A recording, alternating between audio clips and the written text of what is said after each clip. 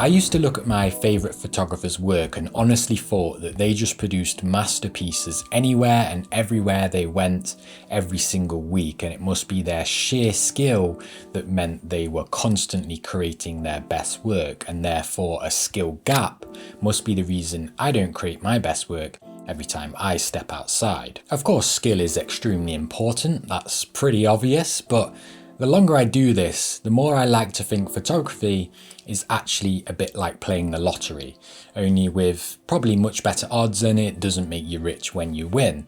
Our job really is to keep buying the tickets and show up so that we're ready with our camera when the numbers do come up. Let me show you what using one of these photography lottery tickets looked like for me earlier this week.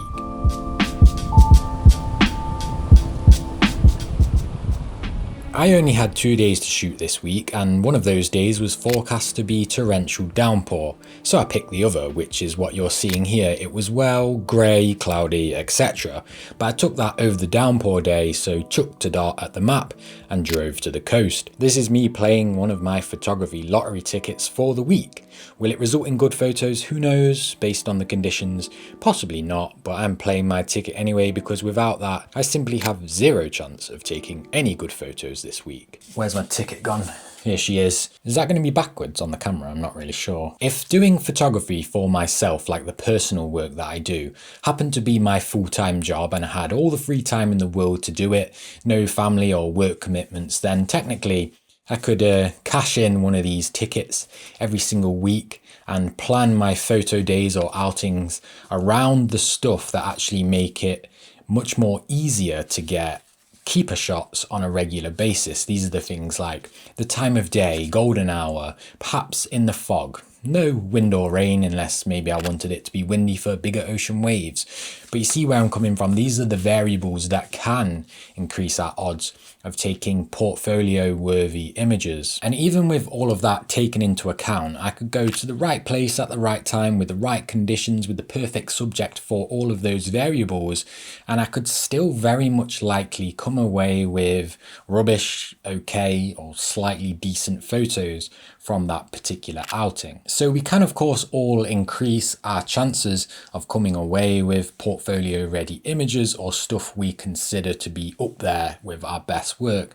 However, it's never a complete guarantee, as I'm sure many of you know that are actively out there taking photographs. On the flip side, and I'll touch on this a little bit more later because it's happened to me a lot lately, you could go out when it looks like everything's against you, bad conditions, etc, etc, and there is a chance that you can still come back from that day with something that might be classed as a keeper for you personally. So it is all just a bit of a lottery. Of course, when we're talking outdoor photography, when we're not controlling the lights and the environment and all of that business. Skill matters, but everyone also has their own skill bracket. So the best photographers in the world still take rubbish, okay, or decent photos when they judge their own work. And a handful of them turn out to be top tier in their own eyes. Those of us viewing could think that a particular photographer that we like out there in the world only ever create top tier imagery. There's photographers out there that I think just put out unbelievable work every time they share something, and there's two sort of ways to look at this. It could be the fact that that photographer actually only shares their best work, so they might only share stuff like a few times a year and it actually is their best work because that's all they want to put out in the world.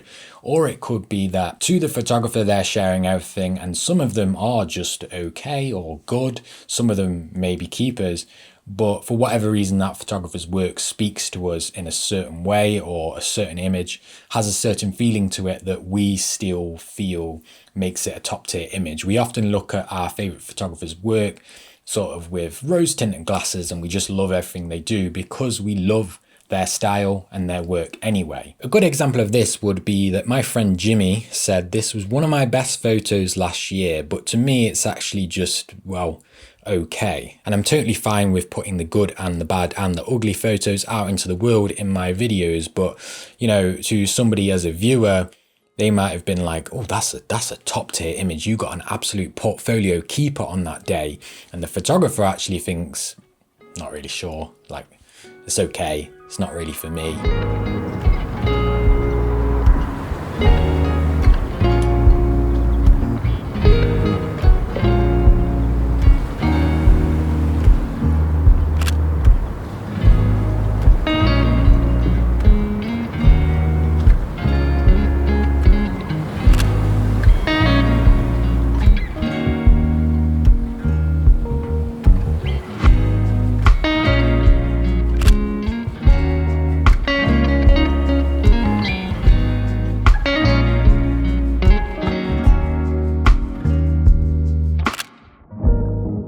So allow me to elaborate on the lottery ticket if you're confused as to what on earth I'm on about here. Let's say your camera is your access to owning an unlimited amount of tickets, and of course you can use these whenever you see fit. Whenever you go out to do photography, you are playing a lottery ticket essentially, and if you happen to create a photo that you deem, let's say again, portfolio ready, or you're over the moon with, that particular ticket was a winning ticket. And again, we kind of have to look at this in the sense that these winning tickets or winning photos, I'm looking at on a personal level, because a photo we take that somebody else might think is awesome, for us might actually just be okay, and vice versa. So these winning photos are winning photos for us personally. After all, at the end of the day, we choose what goes in our portfolio, on our websites, on wherever we share them. So if we bring individual skill back into the mix, what I used to think, like I said, was that the higher the skill of the photographer, the more of those tickets time and time again, almost every time, make it through to the winning section. But as stated, that's not always the case, because a beginner who has never taken photos before might shoot for the first year, and a huge chunk of those images might actually end up at the top end of the list, because on a personal level, looking at their own work, they have little to score them against in their archives. As the photographer continues for years and hopefully gets more skilled, the entry level for a photo to make it up here gets much harder when they're judging their own work. So I'm not saying that good work is just purely random or pure luck, or that skill doesn't actually make a difference, but I think skill makes the win bigger when you have a win, but that does not mean on an individual judging level that higher skill actually means more portfolio images.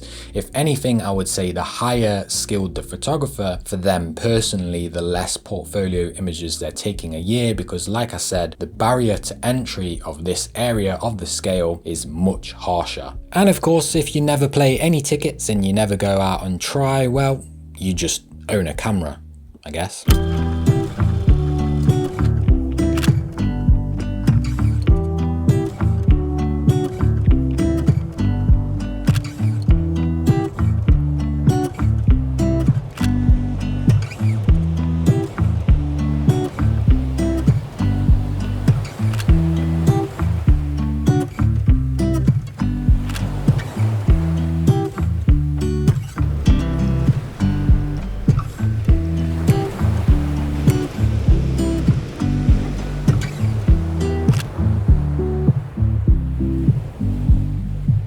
When we play the lottery in real life, you have to give some money in order to get a ticket, in order to have a chance of winning. And of course, we can exchange money for a chance of winning in terms of trips and petrol money and stuff when it comes to photography. But more often, I think it's actually the payment we make, and when we cash in a ticket to go out, I think it's actually more in the form of like effort, possibly discomfort, maybe battling like some harsh weather, maybe like enduring a 5 a.m. alarm to catch a sunrise or something like that. There's always an amount of effort we put in when we use one of them tickets to go out and shoot. So the reason I actually like and somehow came up with this ridiculous lottery metaphor or analogy, whichever it is the fact that I only get a certain amount of tickets every single month to play, to go out and shoot and attempt and gamble at getting these portfolio images. I just simply play one of those tickets and go out and do photography as often as I possibly can for as long as I can with the time that I'm dealt with. And the last 4 times that I've gone out to do photography, those variables that technically make the chances higher, like golden hour, optimum time of day, good conditions for the subject, etc., none of those were present, but I only had these spaces of time to play my ticket. So I went anyway. And out of those 4 last shoots that I've done, or last photo days that I've been out on, all of them fell short when it came to the good variables. But one of them, regardless of looking that way beforehand, actually turned out to be an absolute win for me, which was the video I posted in the snow last week. I'd probably place these 2 images here as keeper portfolio shots for me on a personal level opinion. And this particular morning that's been running throughout this video, I fully expected to get absolutely nothing. And although most of it was what I expected, pretty lifeless and dull, etc., by playing the ticket anyway and going out, I was blessed with a bit of luck here and there, and this image I would probably put in the good category, maybe, possibly even slightly in the keeper. We'll see how it grows on me in the coming months. So I basically go on that ridiculous story right there to say, you know, the best possible thing you can do is just keep playing your ticket over and over again. Let that experience keep amounting every single time you go out. And if you're faced with these little windows, these little moments of time where you can play a ticket and stuff doesn't align and you're looking at the forecast and thinking it's absolutely ridiculous to gamble and go out, it's actually not. Like, there's a high chance that you could come away with at least good photos that you're really happy with. Because remember, you've got, you know, keeper portfolio shots that you're really, really proud of. That doesn't mean you can't still go out and just take good photos that you like and you're happy with and you're fine to share. Don't be somebody that just owns a camera. Play the lottery. Unless you're like a camera collector and you like them as ornaments, then sound, I guess.